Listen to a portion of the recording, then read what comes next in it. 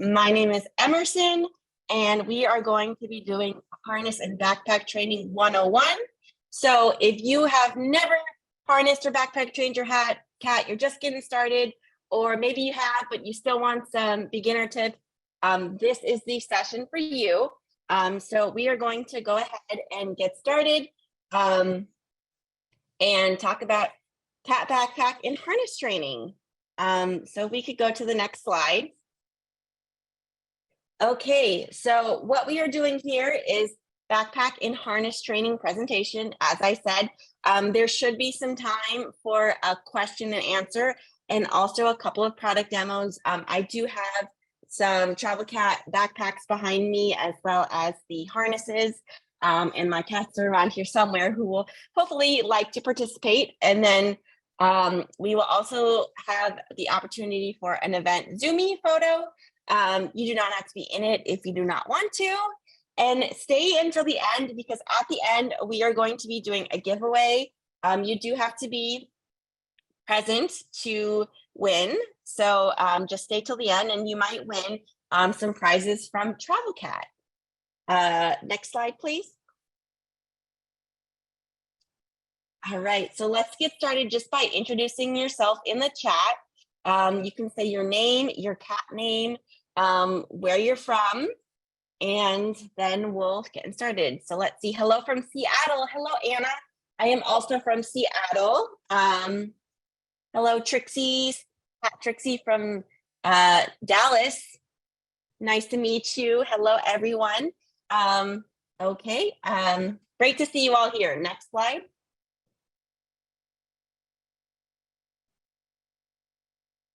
Okay, like I mentioned, my name's Emerson. You can find me on Instagram, Facebook, and TikTok at copious_cats.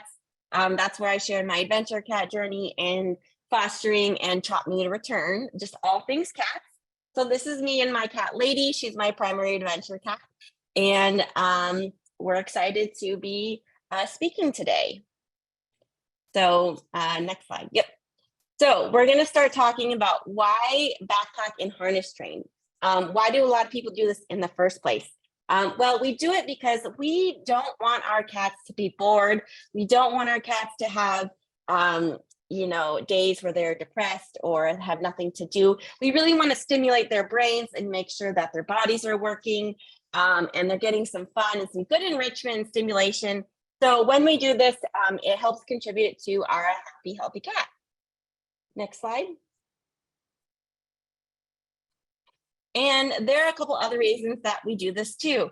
When we have cats who go out on a harness and leash or in a catio or with their parent, that helps keep them safe. It helps keep wildlife safe. We know that cats who adventure outdoors, indoor-outdoor cats on their own, have a shorter lifespan. They have a greater risk of being hit by a car, eaten by a coyote, things like that. So doing it safely with a harness and a backpack means that your cat gets all the benefits of going outside, but they don't have any of the things that they could get hurt. Another thing too is necessary travel. So at some point in your life, you're probably going to move. You're going to have to take your cat to the vet. Your cat's going to have to go in the car or in a carrier for some reason. And it will be less stressful if your cat is already used to these things. Your cat can do that. And then a third thing is emergencies. If you were in the Parents Tell All Zoom room 1 just a bit ago, you heard one of our participants talk about having to evacuate because of a hurricane and going to a hurricane center with their cat. And so what their cat did, it was easier for their cat because their cat was already the cat already knew how to use and liked the backpack and the harness. So that made evacuating quite easier. So it can help you in emergency and make sure your cat is less stressed. Next slide. And so everybody knows this, but just so we always have to reiterate this, cats are not dogs. We know that cats are not going to be trained in the same way that dogs are. And they're not going to adventure in the same way that a dog is. So for example, dogs are pretty easy to just say, come on, let's go, and keep going. Whereas cats are probably going to want to sit there and sniff and do their own thing for a lot longer than a dog might, and they might need more encouragement to keep going. Next slide. All right, so the basics. How do we get our cat used to the backpack and harness? Well, there are a couple of ways that people do this. One of the easiest and main ways is treat and food motivation. So often cats are very motivated by treats and food. That means what you can do is first what you want to do is have a high value treat that you're going to use only for training. So this is a treat that you're going to bring out when you're doing training, and you're not going to give it to them at any other time. So what this is signaling is that if I want this really yummy, delicious thing, I have to do the work for it first. And so that can be taking your treats, putting them in the backpack, having your cat then go eat the treat in the backpack. That's a sign of praise. You're doing what I asked you to, you're getting in the backpack. You can try putting the harness on them, giving a treat immediately. That signals you are doing what I'm asking you to do. You're wearing this harness. Here is a treat. Now, not all cats are going to be food motivated, and that is okay. There are other things that you can do to help motivate your cat. And one of those things is clicker training. So clicker training is where you either have a clicker, and your cat backpack does sell a clicker training set. So what it does is it makes a little noise every time you click it, or you can use your voice. If you use your voice, you want to make sure you're making the same sound with the same inflection and tone every single time. So you could go like, and that will signal that the cat is doing what you want.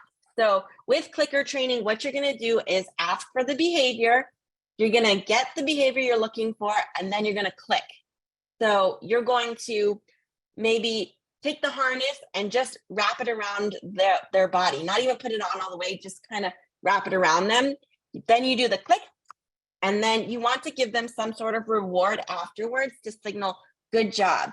The click signifies you did what I asked, and you want to reward them as well. So for some cats, that could be a treat. For some cats, that could be catnip or a special toy that they like. And other ways to get your cat used to the backpacks and harness are scents, like you can use sprays, catnip sprays, kind of things like that. You can also use toys. So for example, you can take your wand toy and you can take it, get it wound up, and then put it into the backpack. So your cat is going to go hunt for it in the backpack. So that is a good kind of place to do that as well. And then another thing to consider too is placement. Have these items out in common areas of your house at all times. So leave your backpack out in your living room where your cats can kind of just go into it if they want to, or not go into it if they don't. And this helps get the scent of you and your house in there, and then the scent of the cat. Awesome. Sorry about that, guys. I'm not sure what happened. Computers, right? So if we could go to the next slide now. Okay, awesome. Right. So when we're getting our cat used to the backpack and harness, what we want to do is remember to take it slow. When we're doing these things, always go at your cat's pace. You don't want to rush them and then accidentally have an accident with your cat outside in the world. So we're going to take it slow. We're going to start around the house. So we're going to do it in the house. We're not going to do it in the backyard. We're not going to do it in apartment hallways. We're going to do it where your cat lives and where they like to be. And then when we're getting our cats used to these items, we're not going to use it around the vet, because that's going to associate that your cat could associate it with something negative. We don't want to associate any of our new products with something negative. So right now, I can take my cat to the vet in her backpack or harness, but that is because I have been using these things with her for years and years, and she's so used to it that there's no negative connotation with it. But when you're just getting started, you want to make sure that you're not taking it to stressful places. Next slide. All right, so when we are ready, we have gotten our cats used to the harness. They are used to the backpack. We're feeling safe. We're starting to feel confident. And now we're ready to take our cat out for the first time. So how do we do that? Where do we pick where to go? Things like that. So what we're gonna do is we're gonna make sure we choose our destination wisely. So for our first outing, you're probably gonna wanna go somewhere that you are already familiar with. You know the area, you know what it's like. You're not gonna get lost. You probably want to choose a place that has no dogs or no off-leash dogs, not a lot of potential for wildlife. And you can look up places, for example, when you're looking up hikes, you can look up and make sure that the hike you're thinking of has leash laws, and so that there will be no off-leash dogs. Or you could read the reviews, and reviewers will often say if there are off-leash dogs who shouldn't be there as well. And then you probably want to pick a spot that's not going to have a lot of people. For the first outing, it's probably going to be a bit scary and stressful for your cat and for you. So you just want to make it somewhere simple where there's not going to be too many people or other animals. And then you probably want to consider going with a partner or a friend, just someone who can help you in case there's an accident or an emergency, and just keep you calm and keep you and your cat kind of happy. And then you want to bring supplies as well. So definitely you want to bring those high value treats with you. You might consider bringing poop bags in case your cat poops outside. Make sure you have your leash. You might want to have like water for you, a snack, these kinds of things. And so the place that I picked when I first took my cat out was a local trail park.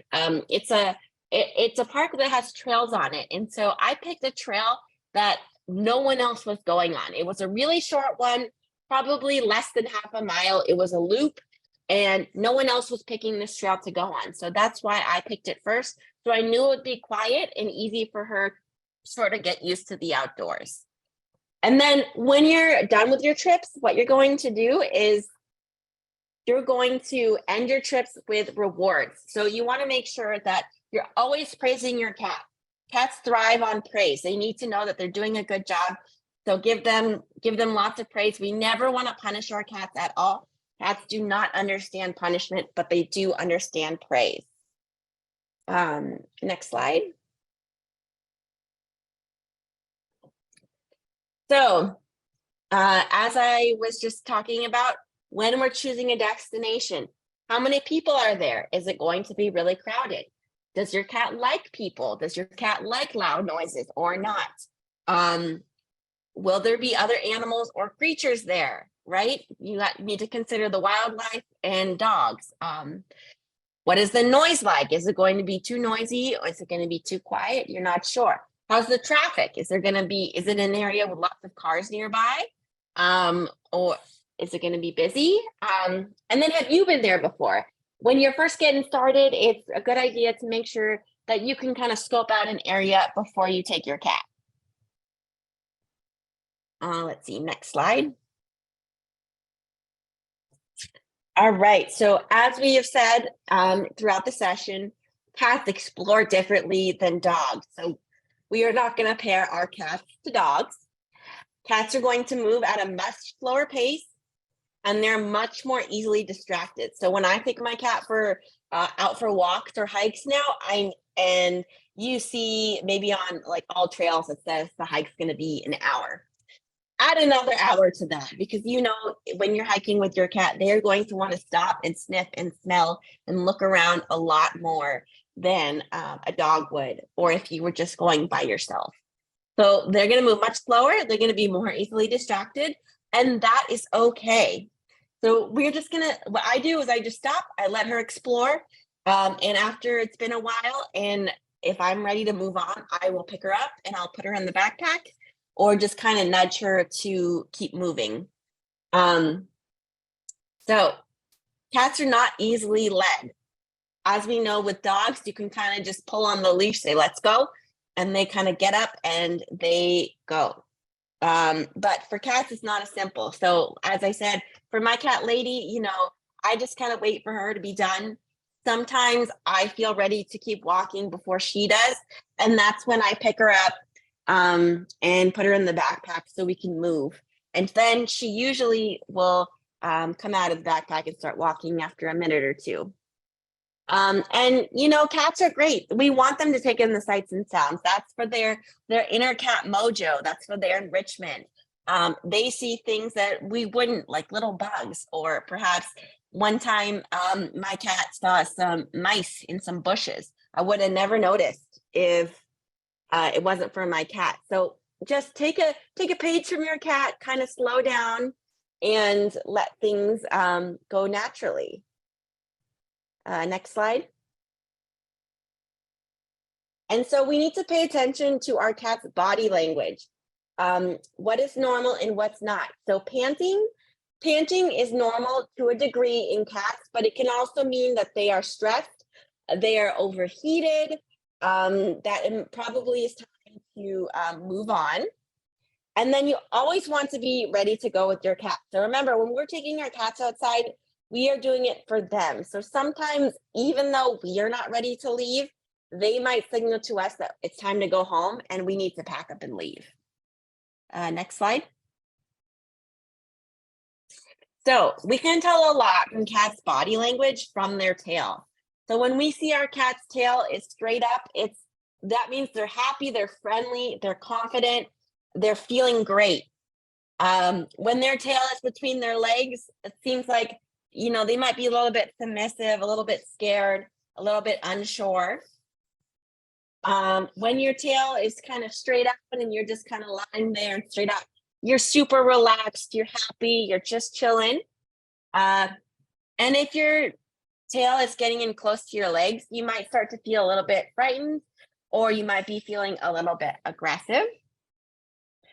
And then when your tail is up in the air and it's kind of moving around, you are really happy. You might be inquisitive, like, I wonder what's going on around here. What is this bird I am seeing? And then when your cat is kind of in that puffed up, straight up, puffy, that means they are starting to get angry, frightened, overstimulated. Time to pick them up, get them in their backpack.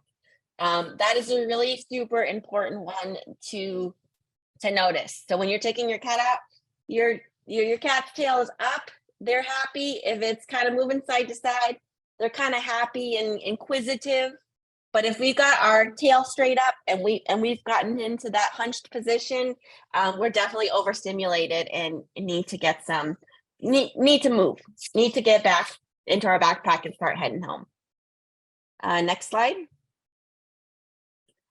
So remember, we want to create positive associations with our items, with our backpack and our harnesses, things like that. We want to avoid our cat from door dashing. So we can use these things to help our cat learn when it's appropriate to go outside. Like we always go outside with our harness.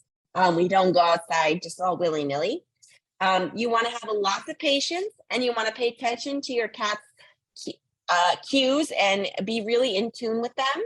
And you know your cat best. You know when they are not feeling well or when they're feeling quite happy. And every cat is different. I cannot stress this enough. When you go on Instagram and you see cats doing things, some cats are surfing, some cats are hiking in the snow. I even saw a cat skiing with its owner. Those are all cool things. But remember to know your cat and just work at your cat's level and know that you're not going to be at the same pace as every other cat. So next slide. My cat loved to be outside on her harness. She got scared and won't go outside. She cries to come right back in. Okay, yep. So you kind of just, you want to just kind of start going back to the basics with training. What I had to do with my cat is kind of just take her outside and put her in the backpack. Oh, sorry about that. Yes. Yeah, so I had to take her outside and put her in the backpack and just kind of see, kind of just station her outside. And then when I noticed that she was feeling even just a minuscule amount of stress, I would put her back in the backpack. And I just kept doing that just over and over for her to get used to the backpack and know that when I don't feel well, when I feel stressed or anxious or like there's a threat, I can go right into the backpack. So now, for example, last week I took her on a walk that was near a train track, and a train came by very, very loudly. She was super freaked out. I actually didn't even see the train coming because we were in front of it. So she just immediately went right into her backpack because she knew I'm stressed. This is where I go. I go into my backpack. So let's see. And thank you so much to Mr. McFloofy Pants, parent, for answering all the questions in the chat as well. Let's see. And yes, Travel Cat has a lot of helpful things on the website. They also have a YouTube, check Instagram as well. And don't forget to use the hashtags Travel Cat Summit and just Travel Cat, hashtag Your Cat Backpack. You can see all the different cats who are using the Travel Cat products. And a lot of people in the community do post tips and tricks. So that's quite awesome as well. Okay, I think it's about time to, okay. I think we have another moment. Apologies. Okay, I think we have one more. If someone wants to raise their hand and ask a question, you can certainly do that as well. Yes, my question was, do you have any suggestions for places to take cats if you live in an apartment in a big city? Yep, yes. I'm right there with you. I have an apartment. I live in Seattle, Washington. So we are in a big city as well. What I do you can, honestly, I take her on almost everywhere. She's been to Target, she's been to Starbucks, she's been to a lot of different cafes as well. But also for city parks and trails, I look at all trails. And because I live in Washington, I look at the Washington Trail Association. So you might have a resource like that in your state or city. You can also just do all trails. And what I do is I look up hikes that do say dog friendly. And then I look in the comments and see what people say, if there's a lot of off leash dogs or if dog owners are not, following etiquette, things like that, to make sure it's somewhere I want to take her. And then also I've gone to places before I've taken her to check it out and make sure it's a cool place. Because there's a lot of city parks, short city trails, just places, even like the playgrounds sometimes I've been to, they have little loop walking trails as well. Anybody else who's raised their hand?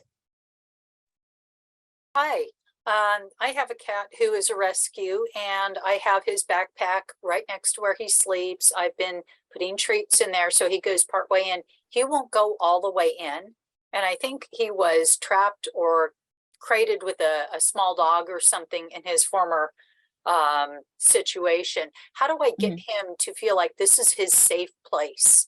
So he wants to go in there or sleeps in there or whatever.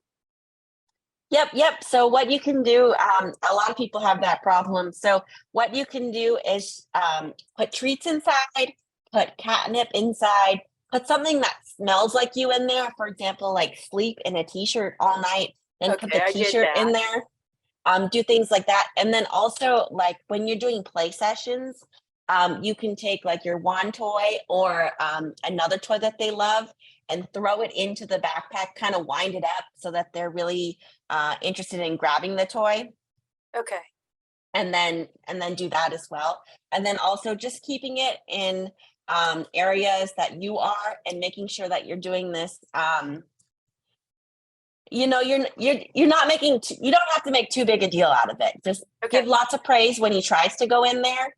And if he doesn't try, that's okay too. It can sometimes, for some cats, it is a very slow process, and that's okay. You're doing all the right things. Okay, thank you. Yep. All right. Is there any more questions?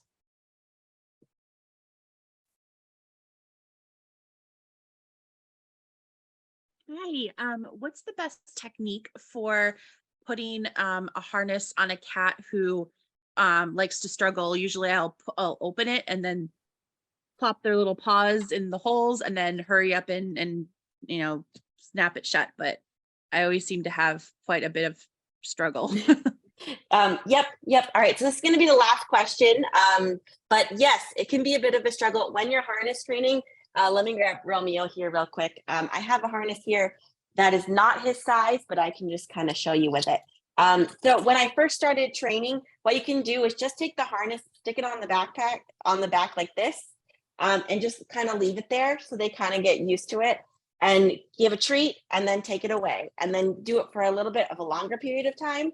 And then when it comes to like putting the cat in the harness, they can be very wiggly. Once they're used to it, they can sometimes be very wiggly. So what I do, let me see if I can go down here a little bit. Just, I have it down like this. You kind of stick your hands in there and see he's going to be a little wiggly. But after you do this enough times, they will not wiggle too much. Now this harness does not fit in. It's not his size. It's my other cat's. But then you can just kind of snap it up from there. They will be wiggly. But that's kind of how I do it best. Just put the harness on the ground and then put the feet in and then pull it up.